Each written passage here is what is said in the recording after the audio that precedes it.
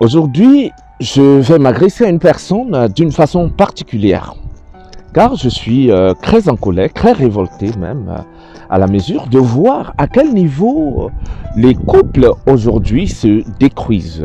Les couples aujourd'hui ne mettent pas long, je ne sais pas pourquoi, et cela me met vraiment très en colère quand je sais que Dieu nous dit dans sa parole, dans Genèse 2, verset 18, il dit qu'il n'est pas bon pour l'homme d'être seul. A voulu que l'homme soit heureux.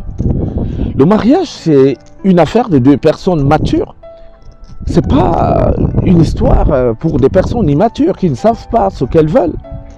Et lorsque deux personnes immatures se mettent ensemble, généralement, il y a trop de bruit dans le couple, il y a trop de bruit, trop de problèmes tous les jours, à cause de l'immaturité des conjoints.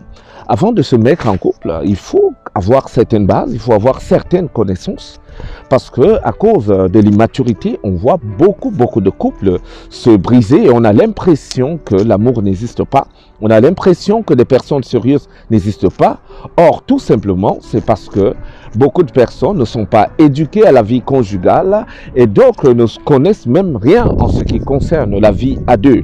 Ce qui fait en sorte que nous avons tout le temps des échecs à cause de l'immaturité, à cause des personnes qui ne connaissent pas vraiment ce que c'est que la vie à deux. Alors, prenons le cas par exemple d'une personne qui, à chaque fois qu'elle a des problèmes avec son conjoint, va dans sa famille parler mal de son épouse, parler mal de son mari. Quand toi-même tu te lèves, tu prends les problèmes de ton couple, tu vas parler à ta famille, tu vas raconter que ta femme ne s'est pas préparée, tu ne sais raconter que ta femme ne sait pas faire ou telle chose. Comment veux-tu qu'on aime ta femme?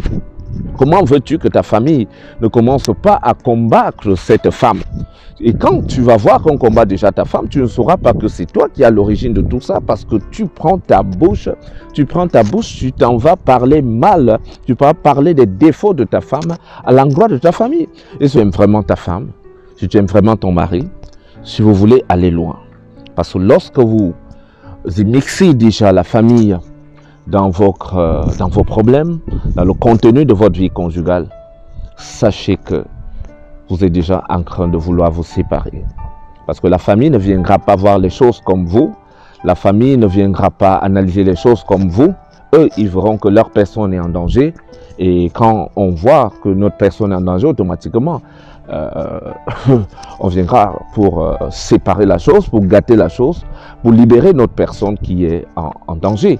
Donc c'est ce qu'il faut comprendre. Prenez le temps de communiquer, d'échanger sur les points qui ne vont pas, sur les points qui ne donnent pas. Communiquez. Et trouvez des terrains d'attente. Trouvez un terrain d'entente. Ne mêlez pas la famille dedans. Et si vous mêlez la famille, sachez que vous avez déjà mis un corps étranger. Aluga ne foire bourbeba et morelala, morez-vous.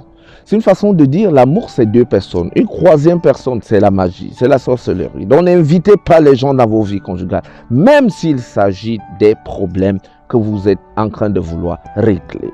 Il n'y a aucun problème qui peut dépasser deux personnes quand même raisonnables et matures. Même si y a des caprices qui peuvent se faire, prenez du temps. Après les caprices, le calme va revenir, vous posez le sujet sur la table et que chacun se plaint et que chacun écoute l'autre et qu'après, vous voyez dans quelle mesure vous pouvez tous les deux remédier à la situation. Nul n'est parfait. Voilà, ne mêlez pas des inconnus, ne mêlez pas des étrangers à cela. Sinon, vous verrez votre couple se briser, vous verrez votre couple se déchirer. Et après, vous allez penser qu'il faut changer de femme, qu'il faut changer de mari. Vous allez changer, vous aurez le même comportement et vous aurez le même résultat car les mêmes causes produisent les mêmes effets. J'espère que cette sagesse va vous aider aujourd'hui et que dans votre vie conjugale, vous allez faire l'effort, vous ferez vraiment l'effort, le grand effort d'éviter les problèmes et si jamais il y a un problème, de le gérer à deux.